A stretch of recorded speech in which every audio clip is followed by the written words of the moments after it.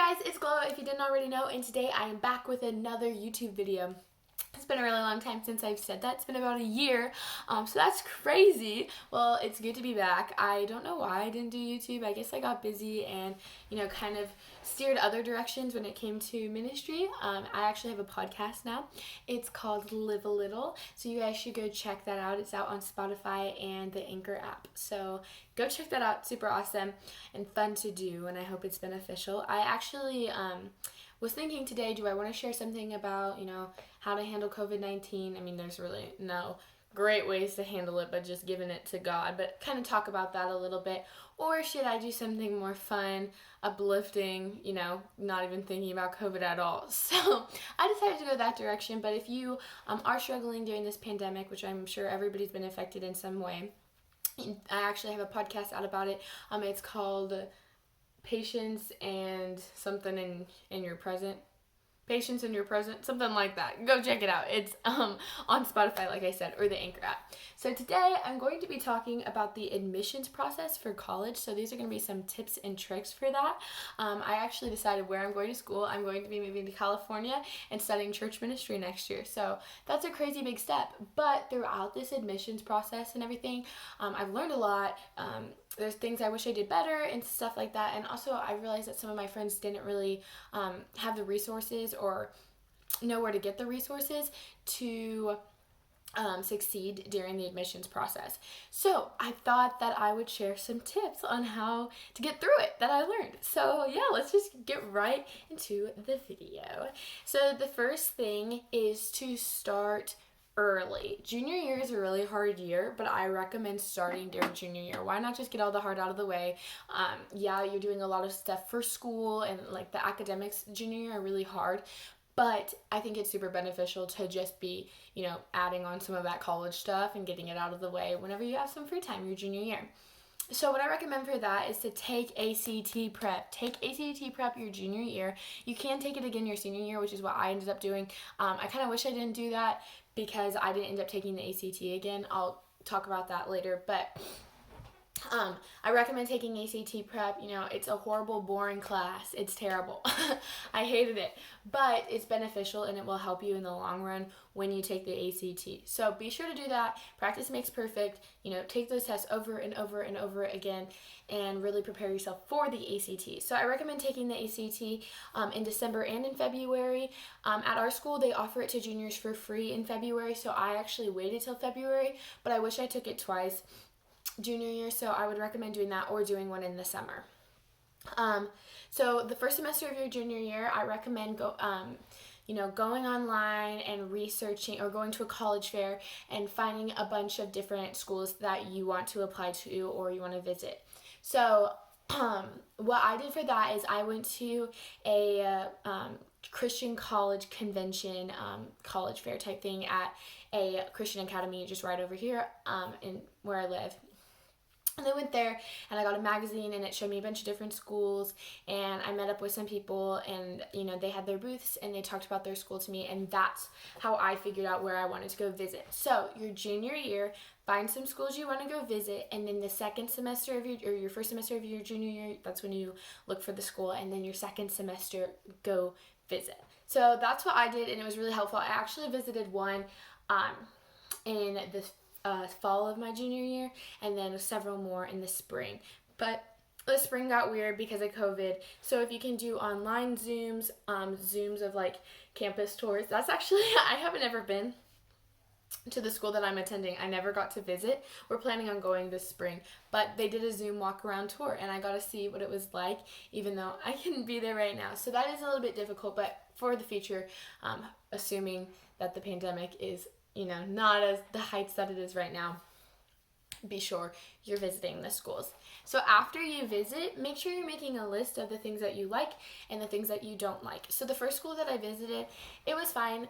It wasn't really where I wanted to go, but I had no idea where I wanted to go because I had never visited one before. So don't get discouraged after your first visit. I realized that something I really wanted was diversity. I want to go to a school with a bunch of diversity, with people that don't look like me, with people that believe different things than me, and that was something that was important to me that I realized after I visited the first school. So things like that, and be sure to stick to the things that you want, and don't, I don't know, don't just let them go like, oh, it's not that big of a deal. Like, it is a big deal. This is where you're going to be going for the next 4 years. You're going to make this decision. You're spending all this money. Make sure you're going to the school that you want to go to. So that's what I learned from the beginning process from junior year. So then what you need to do is you need to evaluate your strengths. What are you good at? What do you love to do? So what I think is crazy about this whole process for me is I had no intention of cheering or dancing in college. Like, I don't know, it didn't even cross my mind as something that I was gonna do. But because of the pandemic, I was very disappointed that I haven't been able to perform in the ways that I've been used to my whole life. You know, I haven't gotten to dance on a stage with the lights and the costumes and the makeup and all the fun stuff like that. I haven't been able to perform with a crowd. So I ended up auditioning for a cheer squad dance team at the college that I am going to, and I really did not think I was gonna make it. Like, I know that makes me sound like I had no confidence, but I just didn't like wrap my mind around it completely, and so I ended up getting a pretty good scholarship, and I am going to be dancing and cheering. So keep your options open. Don't limit yourself. You know, if you're good at something, try for it, because, and ultimately, like, I now really want to dance and cheer. I'm so excited about that. But say that you've been playing soccer your whole life and you're like, oh, do I really want to play soccer for 4 more years? Like, I'm not that passionate about it. Look at it as your job. If that's giving you money to go to the school, then look at that as your job. This is what's getting you your degree. That's your job. It's playing soccer or choir or something like that. Like, look at it as your job, and that will be helpful. Apply for all types of scholarships, even ones that you doubt you can get, kind of like the cheer when I was like, I can't get that scholarship, but I ended up getting it. So apply for all scholarships. You might be surprised on what you find. And there are even scholarships at your workplaces and at your high school. So be sure to look for the ones that you can get from work. I know that there's some at Chick-fil-A, and I've heard of other places, but be sure to do that. Look for scholarships. And do not base your identity around your ACT score. My scholarship, I have a pretty good scholarship, and it has nothing to do with my ACT score. The ACT score can totally help, 100%, but do not base your identity around it, because I got a 15. I'm literally being vulnerable, guys. I got a 15, and I'm a lot smarter than that score made me out to seem. So don't base your identity around it. It's not the end of the world, especially if you have been involved in your community or an extracurricular activity. Like, you can use all of those types of things when applying for scholarships. Okay. Get started in the summer. So the summer after your junior year, make lists of the schools and their deadlines. So it's important to write down the ones. So after you've gone and you've toured, you figure out which schools that you want to apply for, write down their deadlines, write down the things that they need from you, what they need for their scholarships, the top scholarships, all the scholarships that you want to apply for, write down the deadlines, and then get started in the summer. Utilize school websites, learn to navigate them. So something that is actually pretty difficult for me is technology. I really struggle on computers and stuff like that. Like, I struggle to learn programs, but it is really important to figure that stuff out, because that is something that, you know, we use the internet and technology for literally everything. So go onto the website, spend some time just opening all the tabs, reading all the pages, you know, read about the schools, read about their deadlines, their scholarships, what you need for the scholarships, all those types of things. Navigate the websites, very important, get used to them. Get in touch with admissions counselors. This is probably the biggest one in my opinion. Make a personal connection. Ask to Zoom instead of talk on the phone or text or email. Because if they put a name with the face, they're more likely, you know, to remember you, to be able to be like, oh, I talked to Gloria Catlin, you know, because there's going to be conversations that you're not going to be a part of, you know, and so being charming and, you know, respectful and stuff like that, and, you know, having that face-to-face connection is very important. Stay in touch and make sure you ask lots and lots of questions. My admissions counselor for the school that I'm actually going to, she called me all the time. We Zoomed all the time. We texted all the time. We emailed all the time. All of those types of things. She was awesome. She was one of the best admissions counselors ever. And that's part of the reason I was so drawn there, is because of her dedication to get me there, which is really good. I mean, that's her job, and you know, that's their job, is to be there for you. So I know it's kind of difficult for some of my friends. They're like, oh, I don't want to bother them. Like, that's their job. They want you to bother them. They want more people to come to their school. That's the point. So utilize them, stay in touch with admissions counselors. Connect. Make sure to ask a student their experience. I actually wasn't very good at this. I need to do it for the school that I'm going to right now. I did get an email or text message from a girl that goes there, who's going to be in the same program as me, and she was like, "Let's talk. I'll let you know, stuff about this school."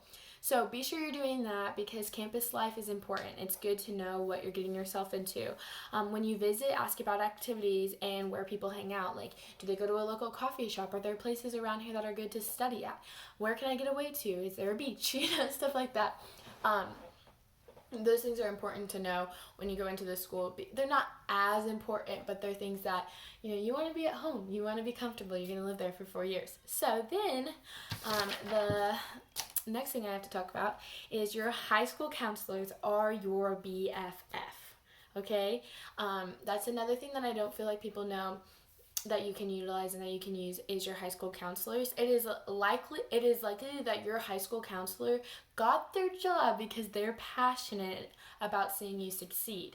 So don't feel like you're bothering them. Use them. They want you to talk to them. Talk to them about all questions you have. They are a resource. They might even know of schools that fit what you're looking for. My counselors are literally amazing. Shout out to them. I was always walking in there like, wait, I'm confused. And they could answer my question. I felt so bad because I interrupted them so much. But like I said, that's their job. That's what they're there for. One of my teachers was really passionate about a certain school that I actually looked into. The counselors are just amazing. So be sure to contact your counselors. Let them know a list of schools and send your transcripts for them to send your transcripts to. And follow up. It's your future. That's another thing that I think is really important. I felt bad for my counselor because I was like, oh, wait, will you send it to this school? Oh, will you send it to this school? Will you send it to this school? And that's fine too. But I think it's easier, and you can reference back to that email to see like, okay, she sent it to this school, this school, this school, and this school, and not have just like a million. So make sure you're asking your counselors to send an official transcript to the colleges that you're going to. That's super helpful. Yeah. And if you're talking to them a lot, like, I don't know, the counselors are amazing. And like I said, follow up because it's your future. They're not constantly, they have a million other things going on. They're not constantly thinking about your transcripts. So remind them, stuff like that. And lastly, trust God. Ultimately, God is in control of where you're going to end up going. It could be at the community college, down the street, which is so awesome if that's where you're supposed to be. It could be in California. Things are going to be, not what you expect or what you expect. Like, God has a plan, okay? Involve him in your decision process. Pray. Ask God where he wants you, things like that. I remember I was like, I have my top 2 colleges. And if I don't get in and I don't get the money to go to these places, I'm just going to stay here and go to community college or something like that. Like, I was like, I don't know. I know I didn't want to go to K-State or KU because I want to go into ministry. Why would I spend all that money going to K-State or KU when, they don't have like what I'm looking for, So don't just settle for where everybody else is going. Not that that's what they're doing, but you know what I mean. Follow your dreams, do what you want to do, and don't settle, and don't have a safety net.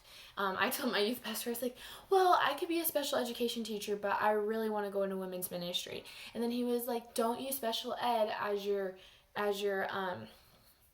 what did I say earlier? As your safety net. Don't fall back on that, because you're going to fall back on your safety net if it's there. But if you have nothing to fall back onto, you're too scared to fall, so you'll keep going and you'll keep pushing forward. So do that. That's important. I had no idea I was going to end up in California. I had no idea I was going to be on be a college cheerleader. That was never, that was not even California. That was never in my idea. I always knew I'd move away, but I thought it would be Oklahoma, Missouri, Nebraska, somewhere around, or Colorado, somewhere around Kansas.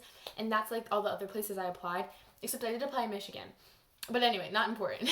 But I was like, California, what? Why are you calling me here, God? So, that is all crazy, but just keep praying, and I think that, God has a plan for you. You might not even end up going to college. That's God's plan for you. And don't compare your path with somebody else's path. They're always going to be different. Do what is best for you, okay? So that is pretty much all for this video. I hope you guys enjoyed it. I kind of want to do a part 2, maybe the financial side of all of this. And you know, other decisions. Maybe as I move, I'll talk about dorm rooms. I'm gonna have 3 roommates, which is kind of crazy. So maybe I'll do something about that experience after it's over or while it's happening. We'll see. Yeah, so I hope you guys enjoyed this video. Be sure to give it a big thumbs up, subscribe. I haven't done this in forever. Yeah, that's all I think. I love you to the moon and back. I'll see you later, alligators.